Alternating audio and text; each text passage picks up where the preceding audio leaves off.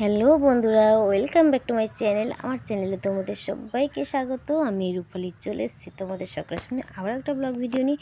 তো দেখো এখন কিন্তু ভোর 5টা বাজে, আর এখন থেকে কিন্তু ব্লগটা শুরু করছি। তো দেখো বাইরে কিন্তু ঘুটঘুটে অন্ধকার, এখনও কিন্তু সূর্যের আলো ফোটেনি। আজকে সরস্বতী পুজোর সেকেন্ড দিন, তো সেই জন্য কিন্তু সকাল সকাল উঠে পড়েছি। তো আমার নতুন ভিডিওতে কিন্তু তোমাদের সবাইকে আবারও একবার স্বাগতম। তো তোমরা যারা নতুন আছো তোমরা প্লিজ আমার ভিডিওটা কন্টিনিউ করো, আমাকে সাপোর্ট করো, আমার সঙ্গে থেকো, আমার কিন্তু পাশে থেকো। আর আমার ভিডিওটা যদি তোমাদের ভালো লেগে থাকে তোমরা প্লিজ কিন্তু সাবস্ক্রাইব করে দিও, আর শেয়ার করতে কিন্তু ভুলো না। তো চলো ভিডিওটা শুরু করে দিই বেশি বকবক না করে। তো ফার্স্টে কিন্তু আমি একটা বাটি নিয়েছি, বাটিটার মধ্যে কিন্তু আমি একটু গরম জল বসিয়েছি, কারণ একটু ঠান্ডা ঠান্ডা ছিল। তো আজকে অসম্ভব ঠান্ডা জলে চান করা যাবে না, তো সেই জন্য আমি একটু জল বসিয়ে দিয়েছি স্নান করার জন্য। আর এদিকে কিন্তু আমি হাত মুখটা ধুয়ে নেব।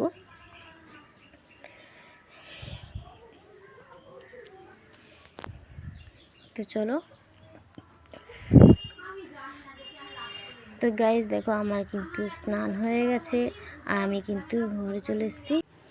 তো গাইস আমি কিন্তু স্নান করে চলে এসেছি, এবার আমি কিন্তু ঝটপট করে রেডি হয়ে নিই, তারপর তোমাদের সঙ্গে কথা বলছি। তো চলো, তো গাইস দেখো আমি কিন্তু রেডি হয়ে গেছি। আর পেছনে যা যা দেখছো তোমরা কিন্তু অ্যাভয়েড করো, কারণ এখন বাজে কিন্তু ভোর 5:30। এখনও কিন্তু সবাই ঘুমোচ্ছে, সেই জন্য কিন্তু আমার মশারিটা টানানো হচ্ছে। আর মশারি তোমরা দেখতে পারবে না, কারণ মশারির উপরে না পুরো চাদর দিয়ে আমি কিন্তু ঘিরে রেখে দিয়েছি কারণ ঠান্ডার জন্য।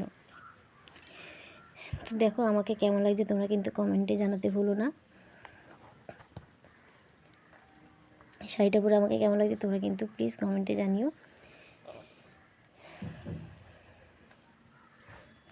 তো চলো দেখি এবার কি কাজ করা যায়।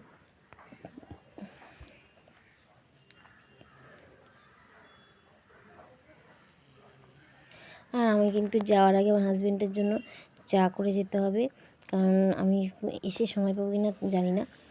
তো যাই হোক আমি কিন্তু রান্নাঘরে চলে এসেছি আবার, ওর জন্য চাটা করে রেখে দিয়ে যাব, কারণ আমি একটু পরেই কিন্তু আন্টির বাড়িতে বেরিয়ে যাব। মানে ছেলের যে আন্টির বাড়িতে পুজো হবে সেই বাড়িতে আমি বেরিয়ে যাব।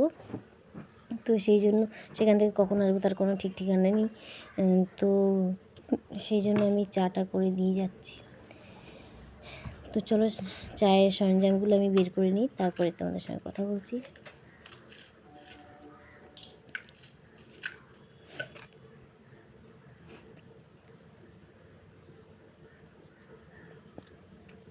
আর আমার কিন্তু আলোটা কিন্তু একদম পড়ছে না, আমি বুঝতে পারছি।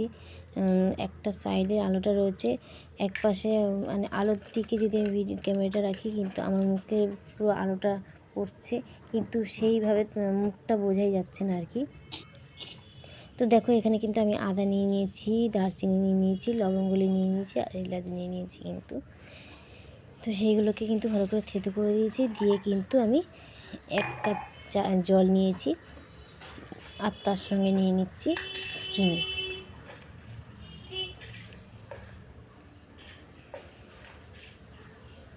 ব্যাস, আর কিচ্ছু কিন্তু আমি দেবো না।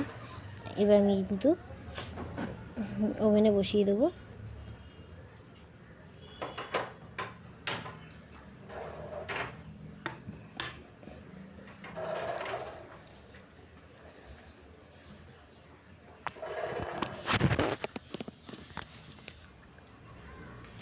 তো দেখো যেহেতু ওপাশে রাখা যাচ্ছে না, পুরো মানে আলোতে আমার মুখটাই দেখা যাচ্ছে না, ওই জন্য আমি আরেকটা পাশে রেখেছি, এক সাইডে রেখেছি। যাই হোক এই পাশটাতে তবুও দেখা যাচ্ছে কিন্তু অন্ধকার হচ্ছে। আর আমার কিন্তু প্রচণ্ড ঘুম পাচ্ছে, যেহেতু সকাল সকাল উঠেছি, এনার্জি নেই বলতে গেলে। এত সকাল সকাল তো উঠতে হয় না, 6:30টায় উঠি। স্কুল থাকলে 6:30টায় উঠি, আর স্কুল না থাকলে 8টা 8:30টায় উঠি। তো চলো দেখো আমার কিন্তু চা কমপ্লিট হয়ে গেছে। এবার কিন্তু আমাকে ছেলেকে তুলতে হবে, কারণ এরপরে দেরি হয়ে যাবে, তো সেই জন্য ছেলেকে এবার তুলতে যাব। তো চলো যাওয়া যাক। এই ঘরের লাইটটা আমি বন্ধ করে দিলাম, কারণ এখনও কিন্তু কেউ ওঠেনি, তো সেই জন্য লাইট বন্ধ করেছি। আর এইদিকে কিন্তু ভোরের আলো ফুটে গেছে দেখো। হালকা কিন্তু কুয়াশা রয়েছে, বুঝতে পারছো কতটা ঠান্ডা। সেই জন্য কিন্তু আমি গরম জলে চান করেছি, আজকে আর রিস্ক নিইনি। ঠান্ডা জলে চান করলে আমার কিচ্ছু হয় না, কিন্তু শুধু আমার গলাগুলো কিন্তু ব্যথা হয়ে যায়, কথা বলতে পারি না, গাল ফুলে ঢোল হয়ে যায়। তো চলো ঘরে যাই, গিয়ে ছেলেকে তুলতে হবে এবার।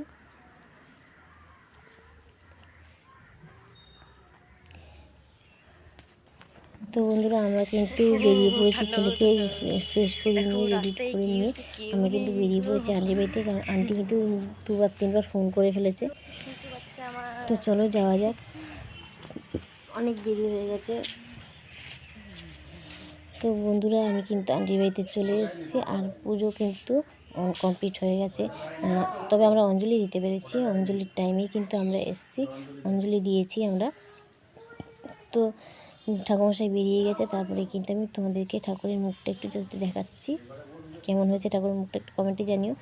আমার তো খুব সুন্দর লাগছে, মুখটা খুবই সুন্দর হয়েছে ঠাকুরটা।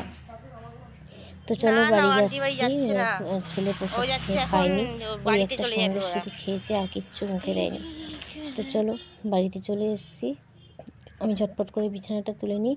আমি ভাবলাম হয়তো ওর বাবা বেরিয়ে যাবে, কিন্তু দেখলাম এখনও বেরোয়নি। তো এই ফাঁকে আমি কিন্তু বিছানাটা ঝট করে গুছিয়ে নিচ্ছি। শীতকালে আমাদের এতগুলো চাদর লাগেই লাগে, মশারির উপর একটা দিতে হয়, 2 সাইডে 2টো চাদর দিয়ে ঘিরে দিতে হয়। শুধু এইটুকু না, ভেতরে আবার বালিশের মাথার দিকেও কিন্তু একটা চাদর দিতে হয়, নাহলে ঠান্ডা হাওয়াটা ঢোকে। তো যাই হোক, আজ কিন্তু আমি বিছানাটা জাস্ট কোনো রকম গুছিয়েছি, কারণ আমি একটু পরে বেরোবো, আসবো সেই হয়তো রাত 10টা 10:30, সেই সময় আর ইচ্ছা করবে না। তো সেই জন্য আমি কোনো রকম বিছানাটা গুছিয়েছি। আর তারপরে কিন্তু আমি আয়রনটা করে নিচ্ছি। ওর বাবার জামাকাপড়গুলো আমি কি কেচে ধুয়ে রেখে দিয়েছিলাম, সেগুলো কোনো রকম আমি আয়রন করে দিয়ে রেখে দিচ্ছি। আর তার সঙ্গে ছেলের কিন্তু স্কুল ড্রেসটাও কিন্তু আয়রন করতে হবে, কারণ আগের বছরের যে স্কুল ড্রেসটা ছিল খুবই ভালো কাপড় ছিল, মানে বছরে যে কতবার সপ্তাহে সপ্তাহে কাচতাম, কিন্তু এক ফোঁটা কিছু হয়নি জামাটায়। কিন্তু এই বছরে যে জামাটা কেনা হয়েছে কাপড়টা এত বাজে, মানে একদিন কাচার পরেই যা কাপড়টা যেন কোন কুকড়ে গেল। তো সেই জন্য ওর জামাটাতেও কিন্তু আয়রন দিতে হচ্ছে। আর এদিকে দেখো আমার হাজব্যান্ড কিন্তু রেডি হয়ে গেছে অফিসে যাওয়ার জন্য। ও বেরিয়ে গেলেই তারপর কিন্তু আমরাও বেরিয়ে যাব। তো বন্ধুরা ও কিন্তু বেরিয়ে গেছে, তারপরে কিন্তু আমরা বেরিয়ে যাব। তো দেখো পাশে যে বোতলটা দেখতে পাচ্ছ, ওই বোতলটা কিন্তু ছেলে বক্সিং করে। তো যাই হোক, আমরা কিন্তু বেরিয়ে পড়েছি। ননদ একটু দোকানে যাচ্ছে, তো একেবারে একসঙ্গে সব বেরিয়ে গেছি।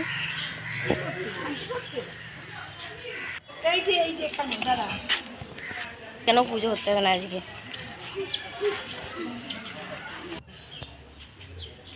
তারপরে কিন্তু দেখো কিছুটা দূর এগিয়ে কিন্তু ঠাকুর তো দেখতে পাইনি, আমার মনে হয় যেখানে বাচ্চারা আঁকা শেখে সেই একাডেমির মধ্যেই হয়তো ঠাকুর রয়েছে। তো সেই জন্য আমরা ঠাকুরটা দেখতে পাইনি, কিন্তু রাস্তায় যে ডেকোরেশনগুলো করেছে সেইগুলো কিন্তু আমি তোমাদেরকে শেয়ার করলাম। দেখো বাচ্চারা এঁকেছে কত সুন্দর, মাথায় তোলা হাট একদম নিখুঁতভাবে।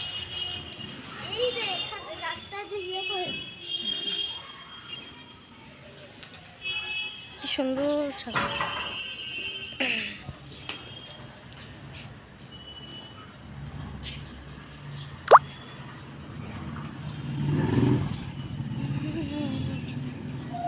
আর দেখো ফুলের মধ্যে কত সুন্দরভাবে আঁকা রয়েছে, একদম নিখুঁতভাবে আঁকা রয়েছে, কত সুন্দরভাবে এঁকেছে সবাই। আমার ছেলেটাকেও দেবো কদিন পরে আঁকাতে। যাই হোক গাইজ, আমি কিন্তু বাপের বাড়িতে চলে এসেছি, আর মাকে দেখতে পাচ্ছি, মা একদম এক কোণে বসে থাকতো, না হাঁটা চলা না কিছু করতে পারতো, কিন্তু এখন দেখছি মা ফ্রিজ পর্যন্ত আর কি হাঁটা চলাটা করছে। আর এদিকে ছেলেরই বসে পড়লো খেলা নিয়ে। আরেকটা জিনিস কিন্তু আজকে দেখলাম, একটা মেয়ের আর কি বিয়ে হয়ে গেছে, আজকে শ্বশুর যাচ্ছে। তো আমার মা ওকে দেখার জন্য বাইরে পর্যন্ত চলে এসছে।